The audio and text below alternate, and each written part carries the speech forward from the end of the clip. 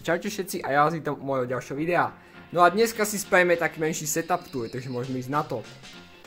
Začnem počítačom, ten má procesor Intel Core i5 a grafickú kartu RTX 3080 a 32 GB pamäte RAM, lebo predsa len veľa vecí dneska využíva pamäť RAM. Potom tu máme klávesnicu, to je Logitech G915 TKL, čiže tu nemá ten numerický blok, lebo ja vôbec ani nevyužívam.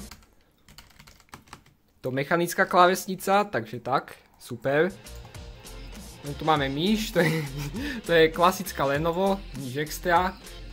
Potom sluchátka tu sú KOS CS100. No a monitor, tak ten je Dell P2314H, takže tak. Potom tu máme ešte mikrofón, to je Behringer C1U, to je klasika. Potom mikrofón je ešte na Rode PSA 1 Plus držiaku, takže tak. Lebo držiak som si pôvodne objednal nejaký lacný z Ázie, ale ten sa hneď keď som ho namontoval na stôl, tak on sa pokazil, takže nechcem si predstaviť, ako by tam držal ten mikrofón. Tuto mám takto vodu, pretože je režim predsa len. Potom tuto mám ešte notebook, to je ThinkPad T460. A tu mám k tomu nabíjačku samozrejme. Tu je ešte disk.